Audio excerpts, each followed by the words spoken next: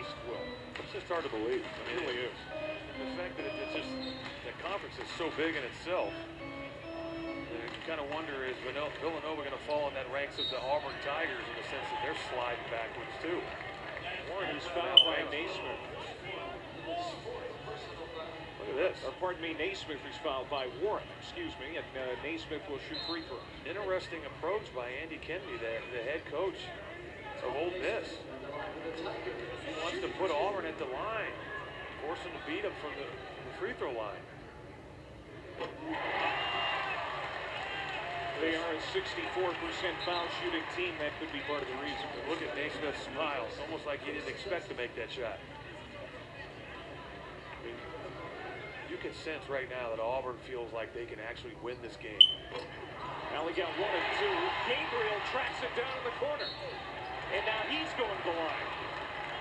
Well, Andy Kennedy looked at Naismith's numbers, I'm sure, and said he's 6 for 26. Let's get Naismith. But it backfired because the rebound came down to Gabriel.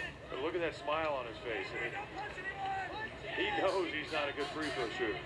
Or maybe he's not reminding himself of that, but he knows the struggles that he's had from the free throw line.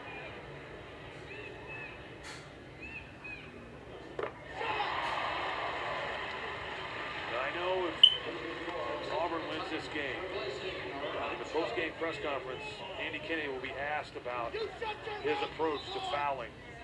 But he actually did the right thing. It's just unfortunately his guys could not block out well enough to garner the loose ball off the rebound. And that's not Andy Kennedy's fault. That's the fault of the players of not executing the play. 5-point Auburn lead with 1 minute and 2 seconds left. Warren, he'll get 3 foul shots. Wallace can't believe it. I think that right there is what we classify as a reputation foul. Not a reputation as a bad defender on Josh Wallace, but just who Chris Warren is. Second leading scorer in the SEC. And the best free throw shooter in the country. He's got 3 of them coming.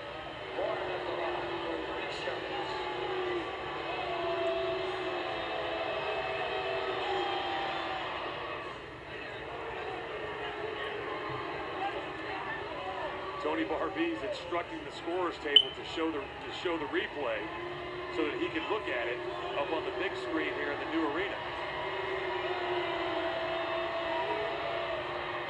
Warren has had a tough day from the field, 2 of 14, 0 of 8 from 3, but rarely misses at the foul line. He's 4 for 4 in this game, and he has another one coming. He was 9 of 11 on Saturday, and that's a bad day for Chris Warren. Now Auburn's got to put that behind him. Regardless if he makes this or not, just forget about it. And you are in a position now to win your 3rd game in conference play. Got all 3. 1-point game, Auburn on top. Pardon me, 2-point game, Auburn on top. Under 1 minute to go. And the Tigers have the ball.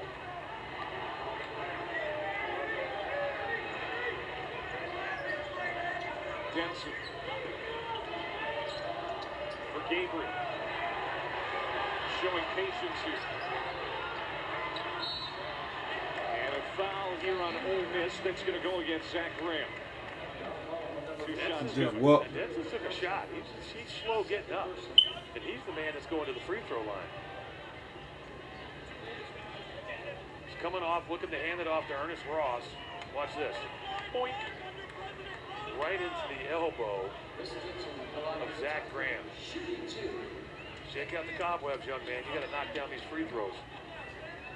Just 57% on the year.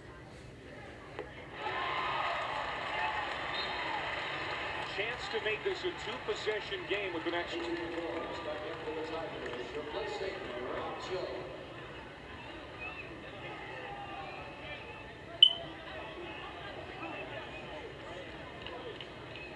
Unfamiliar territory for the Auburn Tigers. Got it. 2-possession game, 35 seconds left in the game. Game clock and shot clock essentially the same. Warren, long 3. No good. Williams, the rebound. rebound. Warren again. Got it! He has ice water in his veins. 20.8 seconds left. It's a one-point game. Timeout. Andy Kennedy. And again, Tony Barbee's now all over his guys about the inability to get that offensive rebound right there. Long, can't counter the rebound. Now you lose a guy like Chris Warren. As soon as Ole Miss gets that rebound, you got to find your man on the floor. That time, Josh Wallace took a little too long to get back to him.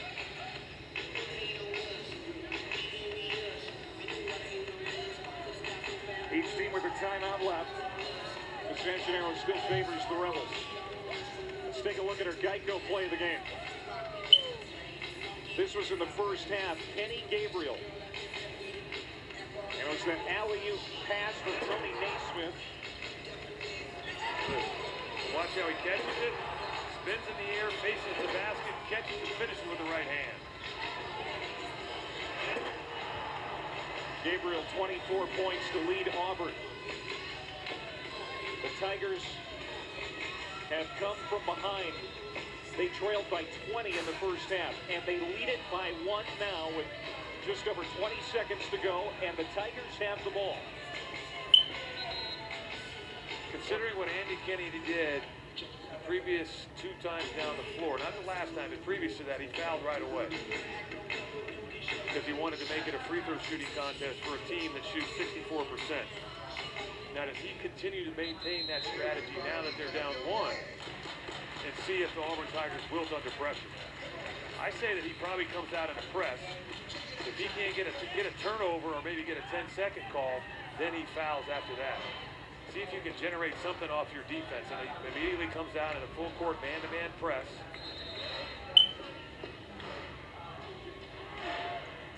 Gabriel will trigger it in for the Tigers.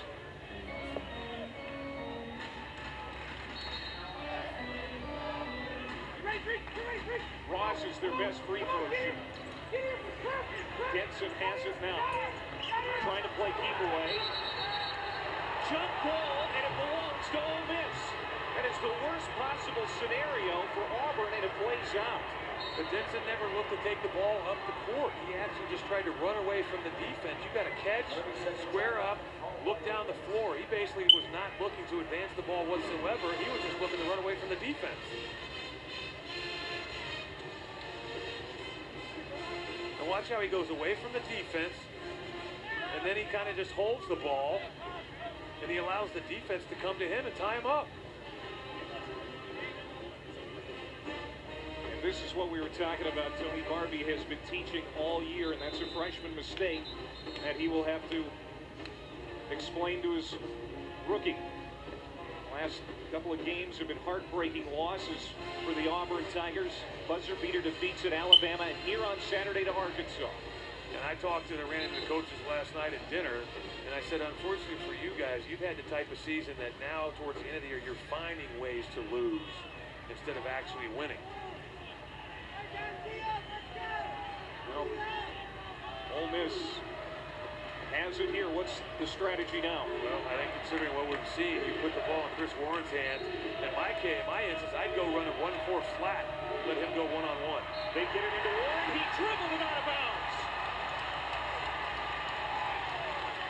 Wow.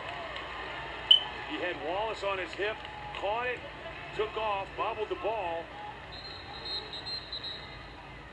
Rolled out of bounds. Now, Tony Barbee from Auburn wants a timeout. Both teams out of timeouts now, as he wants to draw this up to make sure what happened last time doesn't happen again. Look, he takes off. He's just lost the ball, but the one thing he's trying to do on the dribble, he's trying to assess the floor to see where the defense is coming from, where his teammates are.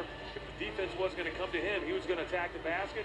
If a defender came to help, he was going to dump it off. But in that process, it rolled off his fingers and out of bounds.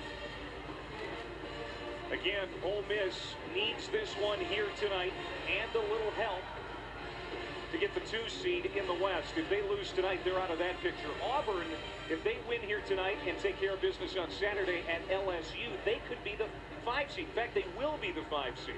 But they've got to win this one first. here's Ole Miss, and despite a 12-3 start to the year, they have had trouble in conference play, and they're facing the NIT unless they can win the SEC tournament. But it's the inconsistencies that they've had all year. They go up and they beat a solid Alabama team over the weekend, but then they come here and they struggle against an Auburn team. That's how the West stands coming into the night. This is an Auburn team that they beat by 30 earlier in the year. I think Auburn's in a position now where I think you got to put the hand. I'm surprised at the fact that he's got Gabriel taking it out, because you either put the ball in the hands of Gabriel or Ernest Ross. And they do get it into Ross. Ross turns it over. Nelson. Williams lost it. And Auburn is going to win this. Not quite so soon, young man. 2 seconds left, and Denson going to the free throw line. Nice job by Denson. He was probably at the point where he should have just went ahead and taken it at the basket. Now look at this. This is the worst place you could catch it, because not only do you have the 2 defenders on you, you got the guys, you got the corners, you have nowhere to go. And talk about getting all the lucky bounces.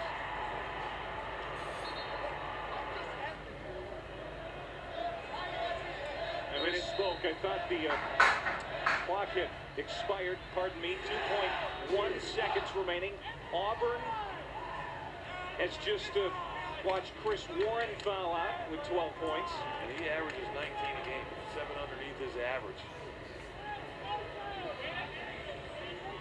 Chris Denson, the line for the Tigers, shooting 2. Denson shooting 2.